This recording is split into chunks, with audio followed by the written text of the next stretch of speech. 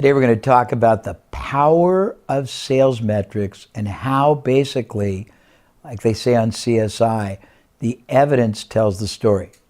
I had a friend one time, a very powerful, very successful mail order marketer. He took $100 and turned it into $1 billion, honest to God, $1 billion of sales just by letting the metrics tell him what to do, asking the market, testing, looking at the market's response, and then following it. And he once wrote an article that talked about the fact that the data talks. The data tells you what to do, what not to do. It tells you the implications, the correlations, but nobody looks at it. So no one likes to be put on a hot seat when asked about their business in a very, very, very analytical way. And I do that all the time, not to embarrass, but to liberate and to excite. Most entrepreneurs spend all their time working, as Michael Gerber says, in their business and very little, if any, time working on their business. Well, we all know that sales is a numbers game, and without good sales metrics, you can't know the score. So in this mini hot seat, takes a few minutes, but you'll see my consult with a home health care provider. And as you watch this clip, imagine yourself being across from me, ask similar questions about your business, about your metrics, about the correlations, about the story it tells, and the opportunity it holds if you grasp it. We share this clip not to impress you with my questioning a process or ability, but rather to impress upon you the importance of knowing the answers to questions like this as they apply in your situation. Get ready for something very sobering, but very exciting. Okay, quickly, tell us, 1 minute, what you do, who you do it for, how you do it. I'm the owner of a home health care operation in Edmonton, catering to the physically challenged as well as the elderly people. Okay. And what do you sell? Home care equipment and sports medicine, braces of all sorts for the schools and so forth. How does your business get generated? It's generated primarily by the referral sources of occupational therapists. How many occupational therapists are there in the area? There's about 800 in our province, but how many have you contacted? We try and contact them as often as we can. That's an evasive answer. How many have you contacted? We would contact probably around 300. Do you know? No. Let me ask you a different question. How many refer to you right now?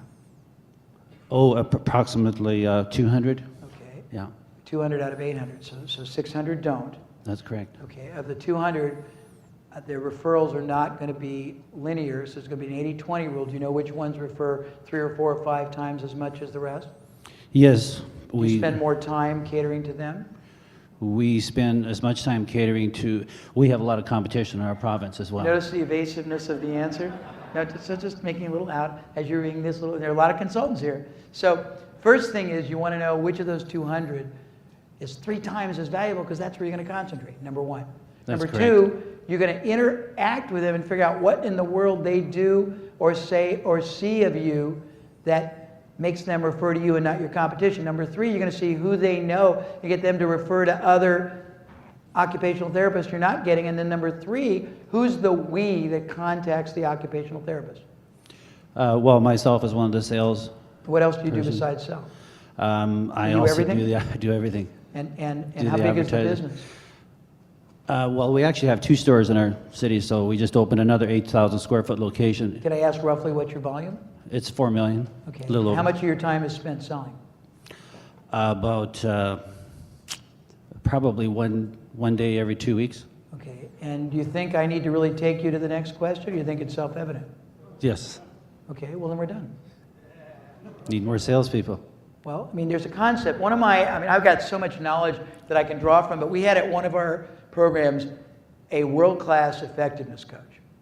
And he was in attendance, because a lot of people I've helped everyone, Tony Robbins, Brian Tracy, they don't come to me for their methodology. They come to me to command maximum value and pricing on it. And this guy was in the audience, and I brought him up, and I said, let's presume we took your family, held them hostage, and the only way you could ransom them was give us a way that everybody in the audience could be at least 3 times more productive instantly in what they did, what would it be? And he didn't even think twice. It was very cool. He said, figure out the 3 most important things your business pays you to do for them. Break them into their sub-processes. Value rank each of those sub-processes on 3 levels. Competence, joy, relevance. Competence. If you are imbecilic at something, going from imbecilic to pathetic is linear. Do you understand that? Why do it? If you are decent at it, but you hate it, and you have to effort 5 times as much, it's ineffective and inefficient. If you're great at it, but it's a $10 job that somebody else could do, it's a waste. Does this give you any ideas? Okay, thank you.